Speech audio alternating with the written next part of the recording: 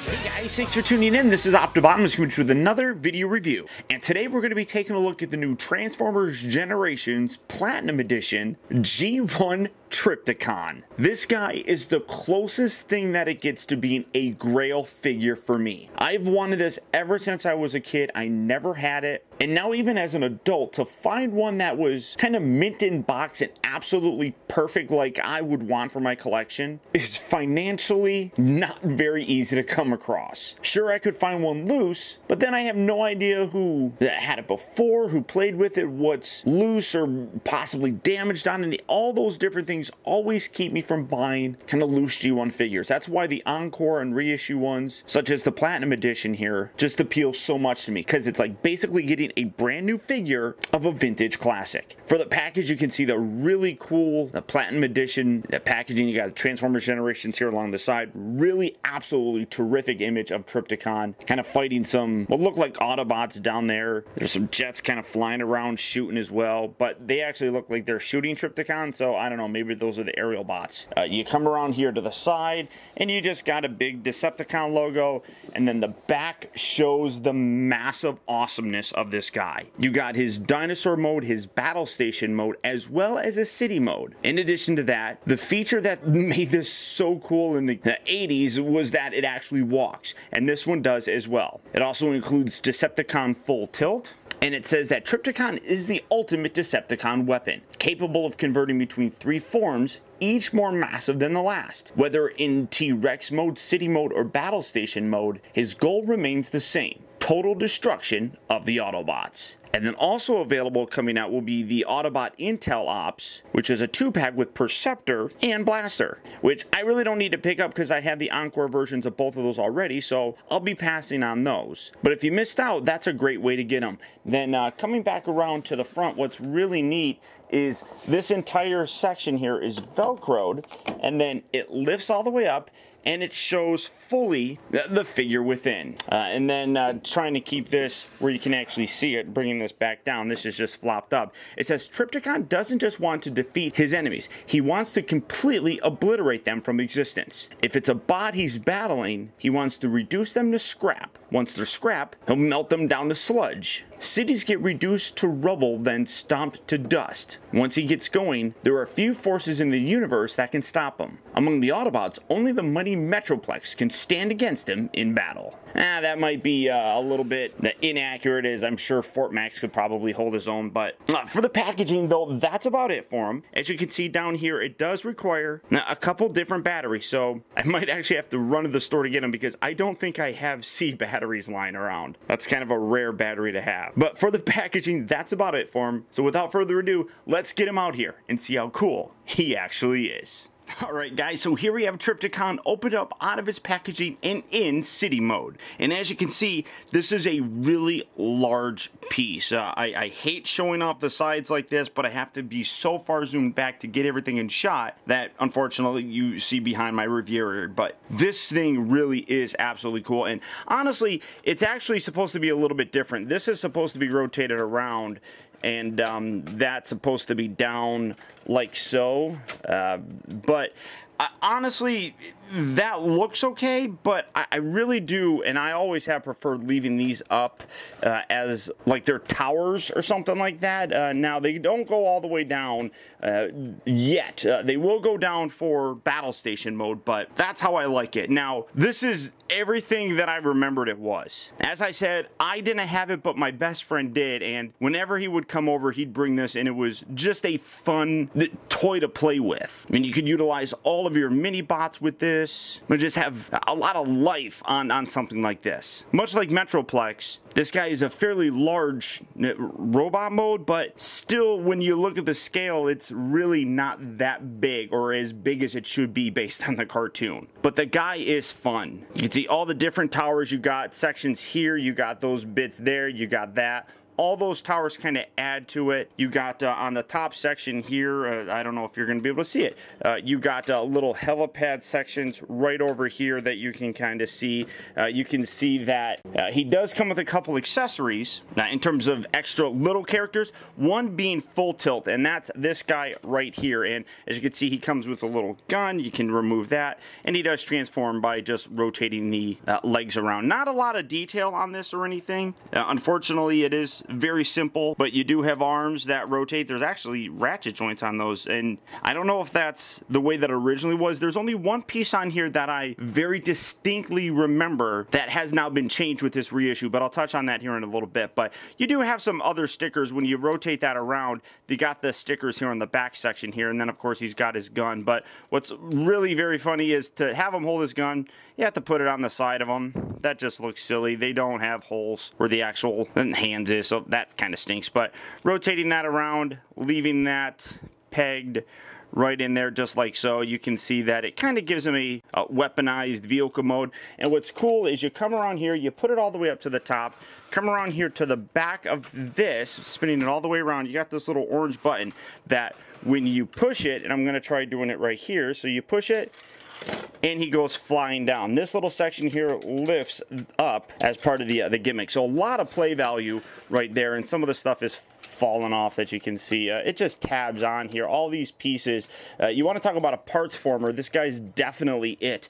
So that's one of the gimmicks that is incorporated for full tilt, or you can use that with any of the mini bots actually. Or heck, if you want to use this for your new modern figures, legend class figures would incorporate with this very nicely as well. You can come around here. This section right here actually lights up, so you can flip that switch. I don't know how, you're not going to see that very well. You can actually kind of see it.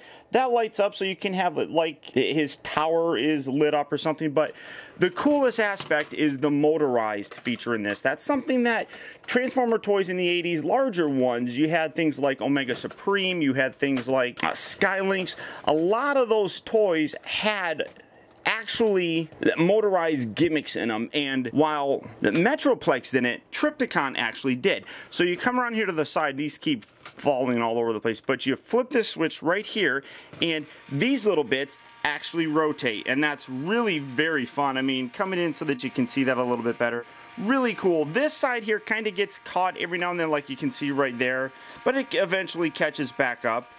And just using it as a toy, I mean, you could pretend that maybe it detected something and it's, I guess, stopping to focus on it or something like that. But really a cool gimmick. I really do dig it. But this is basically the city mode for him. Very simple. And like I said, a lot of it is done by parts forming. So to go to the battle station mode, you do actually part form. You take these pieces off. You're actually going to take these pieces off as well, but you're going to replace them with these. For some reason they come in, I don't know why they just didn't mold these in one piece, but you get a little section here and a little section here that slides together. It's the same with this. I don't know why they just didn't make this all one piece. You don't incorporate these anywhere else in terms of city mode, so I don't know why they just didn't make that one piece, but you put that right in there. You got a little Gatling gun and then maybe some missile launchers. Come around here to this section. These are little platforms that elevate these little side pieces. So you want to take those off because you're going to take this and you're going to fold this under,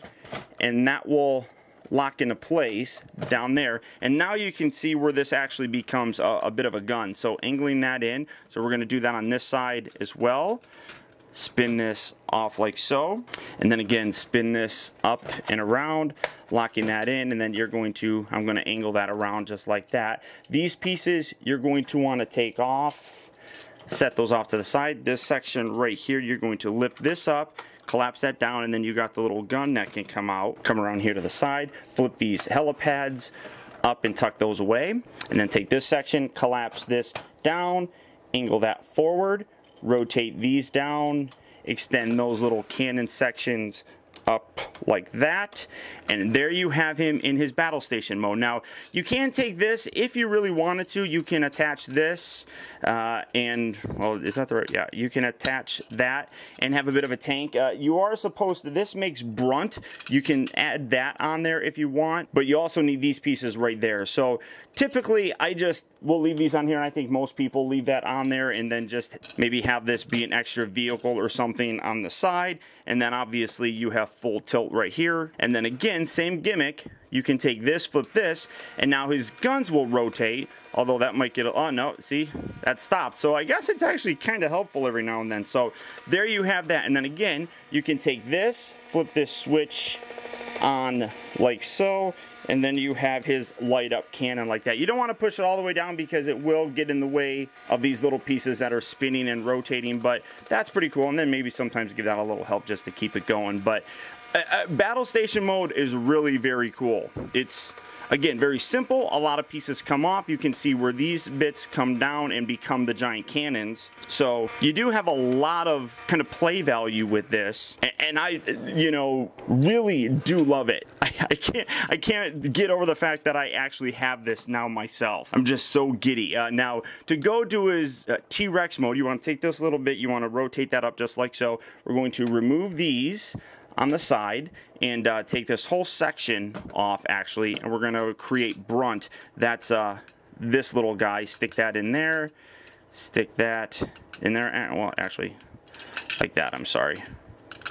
Spin that around just like so. Then we're going to remove this and put this section on right there. So now you have a little mobile tank kind of thing. So all the pieces come together and actually form something. You can't really do much of anything with these pieces here, so you're just kind of left with them. But you can put those off to the side. But a lot of these get lost, and a lot of collectors of the vintage version would lose these. And some of these pieces go for pretty pennies. So getting this out to the side, rotating these down like so, and then you just bring the legs together like that, lock it, bring these down, flip this all the way around like so, and then spin his head all the way around, tuck these back like that, lift his head, you can open his mouth. This section here can open up, this can slide forward. That's kind of an iconic look for him in terms of having that giant horn coming out of his head. You can leave it down if you really wanted to, but I think it just looks more iconic to leave it up like that. But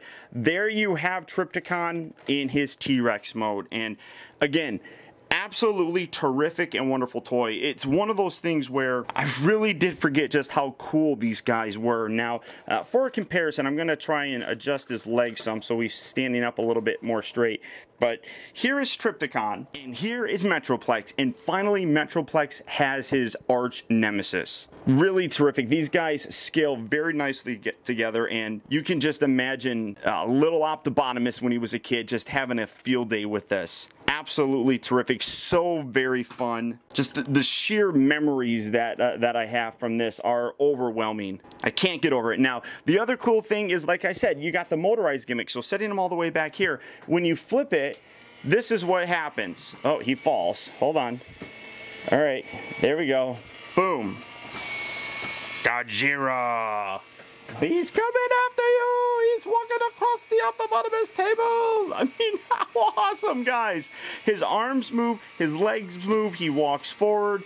So amazingly awesome. Everything about this is just such a cool toy. It's a very slow walk, but it really feels appropriate for a giant robot this size. I mean, he's coming after you guys. He's coming. I am Metroplex, right? Wait, no, I'm not Metroplex. I am Trypticon. Metroplex, where are you? Okay, now it's getting a little bit crazy. But, I mean, I just absolutely love this guy. The sheer fun is just absolutely off the charts. This guy is wicked cool. Now, what I was talking about in terms of the differences that I've noticed, obviously you got a caution thing on here, but one thing that I remember as a kid, and I've seen it a lot now as an adult collector, this is the battery cover. This gets lost a lot. So what I've noticed is that they actually put a screw hole in here. So that also may be a way for you to, or collectors, to tell which is an original and which is the reissue. Since this goes for a lot of money, that's a piece that I could see a lot of people buying this to be able to resell just this piece. So be sure that you are very cautious when you're looking for it if you're looking for a vintage one, because that screw hole will not be there if it's the original 80s toy. It's only here on the reissue. But the guy is just stunning. It really, really is. All the detail on here is really great. All the stickers came pre-applied, but none of them actually look bad, so I'm very happy with that. A lot of times I get very upset when they put the stickers on automatically because a lot of times they don't do a very good job, but it looks really, really good. You got some nice chrome on here. That was there on the original. You got some chrome on the toes. That was also there. One thing that I've noticed is these seem to bend down. I don't know if that's on mine, but for some reason I remember the vintage one kind of going all the way up. So I'm not 100% sure. They might have it like that for some kind of added benefit or something, but that also might be something that's different on this issue as opposed to the, or that's different from the original one. I'm not 100% certain. If somebody can tell me, I would appreciate it. Now, getting this, well, this is kind of getting in the way. Now, there is one final piece to add to them that kind of completes the look, and that is utilizing full tilt. I'm fiddling with his legs here to get him, or his arms, to get him into a good looking position. Let's see, something like that. Oh, we'll go with that. So taking full tilt, you got these little holes on the underside here. Just leaving all that there, you just come around here and you peg that in. And that, you know, well, you don't drop the gun, but that completes the look for them. But for me, I never actually even had full tilt available to me. My friend lost it. I don't know why. But you have the more full look for the guy. And honestly, like I said, everything about this is super awesome. And it's just so incredibly great to have this. Now, some of you guys will be asking, how does this scale with the new Generations Metroplex? It's not even in the same scale guide or anything. This thing is way small by comparison to that piece. This is not a Generations Trypticon updated. It's a Generations reissue. So keep that in mind and don't expect this to be in scale with that new generation figure. But he is wonderful and well worth picking up if you don't have him. At a fraction of a cost of the G1 figure, you get basically a brand new improved piece that isn't 30 years old. So I could not recommend this enough to you guys. Now, I'm not 100% sure what retail places are going to be carrying this. I do know that he is available at Kapow Toys. And I do want to send a special thanks to my friend Andy for making this review possible and actually making it so that Trypticon finally has a place in my collection. Andy, I cannot thank you enough. You, sir, are a gentleman and a scholar. So if you guys are interested in picking this up, I would heavily consider Kapow Toys. As I said, I don't know what other retail places have them, so that's your best option. But beyond that, guys, that's about it. So once again, I want to thank you for tuning in. This has been Optibotimus. Don't forget that you can keep in touch with me by liking my Facebook page at facebook.com/SteamBotimus and by following me over on Twitter at twitter.com/Optibotimus. Also, I'd encourage you to check out my website at optibotimusreviews.com, where you can see all my videos from the previous week, see what I have coming up for future release, and also get your very own Optibotimus t-shirt. And finally, I'd also really appreciate it, guys, that if you like this review, don't forget to please like and comment, and be sure to subscribe so that you never miss a future review. And until next time, I'll talk to you later.